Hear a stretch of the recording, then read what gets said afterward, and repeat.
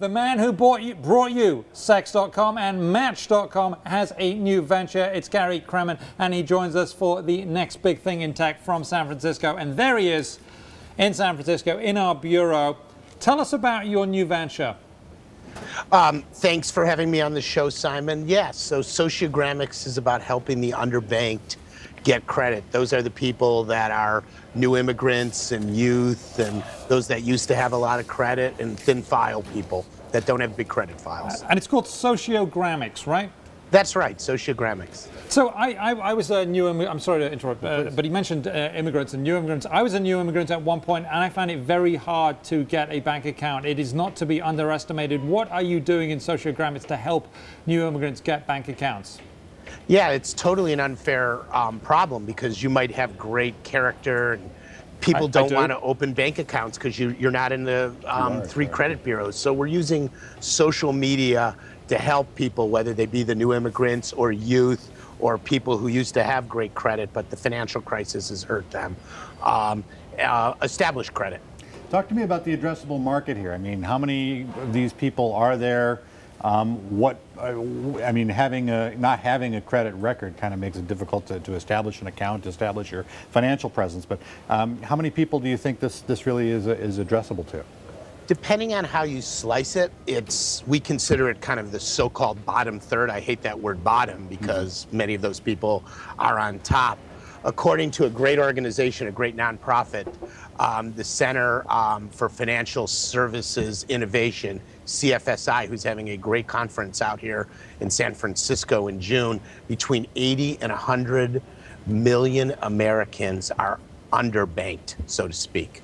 80 and 100 million. Let's get there. 80 and 100 million. There are 312 approximately million people in this country. That is an enormous number. Enormous. Enormous. And what do they reach to now? I mean, there must be some kind of an alternative mechanism, some kind of an alternative medium for these people to do financial business. Is it pawn shops? You know, yeah, not pornographic shops, but pawn, you know.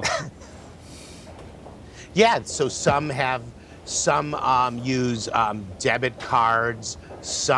Many can't even get bank accounts. Banks, in many cases, don't want them because they're so-called unprofitable business, because it takes, I guess, a certain amount of money to keep a bank account open. So they're reduced to loan sharks. They're reduced to predatory behavior. And we want to help those underbanked consumers get empowered, whether it's through financial literacy or other methods. Mm-hmm. And so what's your plan? I mean, obviously you're getting into this in order to make a profit, so what's your plan to profit from this, what the banking industry considers an unprofitable segment? That's right. So, you know, while I want to help society, I also want to make a little profit. So we have some models for making money on a per transaction fee, or kind of a success fee for getting, whether they be unbanked, which is no bank accounts, or underbanked, access to credit, and kind of continue to build a credit profile that can kind of get them to the next step from no credit file, maybe to thin credit file, or people who had a credit file that for reasons kind of got so-called damaged. Okay. Big markets. Well, you said you know, up to 100 million people. So what did you learn when you were running Sex.com and Match.com that is helping you now with this new venture? So, you know, whether it's about creating love or other things. You can create love? I love that. I love that idea. Just create it. I like that. Alakazam. Great. Well, something about wanting to believe it'll work and making it work is kind of the hallmark of entrepreneurship. Kind of a little bit of field of dreams, you know, build it and they will come, you know, clearly with Match. You know, if you believe you could get 2 people in a database, maybe they might like each other. So there's a little bit of believing it will happen, and thus it does. Okay, and what do you think you learned in doing that might not work? I mean, what are the things, what are the mistakes you made? Everyone makes mistakes in new ventures. Oh my God. I'm like Mr. Mistake. If you look up entrepreneurial mistake in the dictionary, my picture will be there. Well, tell us then. Tell us your mistakes, and tell us what you learned so that other entrepreneurs can learn from you.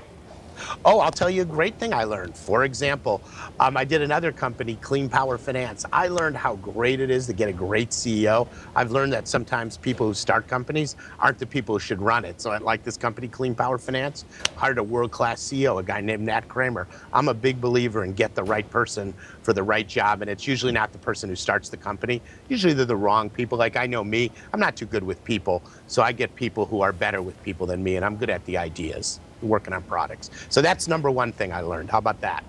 I like that.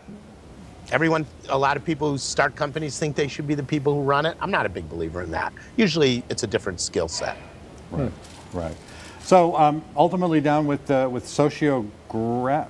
Sociogramics. Sorry about Sociogramics. that. So the point is to transition these people that you find who are underbanked and transition them to conventional banking products down the road. So do you continue to just bring people and cycle them through and cycle them out and that sort of thing? Is that sort of your plan? I don't think cycling out. I think it helped them develop relationships with lenders and get them to repay so they build up their credit. I mean, look, new immigrants are a great example. People aren't even trusting them with bank accounts. They might not even have the proper ID. It has nothing to do with their character as a person. You're dead right there. You are so right. Yeah. Yeah. And our vision is we got to bring character and community back to banking and lending. And think of It's a Wonderful Life. Back then, when the banker knew you, the default rate was so low. And they knew your employment, they knew who you knew. And today, when the bankers, people who loan, aren't the people who even hold on to the loans, like we saw during this housing crisis, bad things happen. And we're trying to bring that back. Think of a little bit of Kiva or O-Power back to lending to help the underbanked. Love it. Thank you so much, Gary Kremem of the next big thing in tech segment there, starting up Sociogramics. We look forward to seeing more of that and you helping out some immigrants like me. We really appreciate your time today.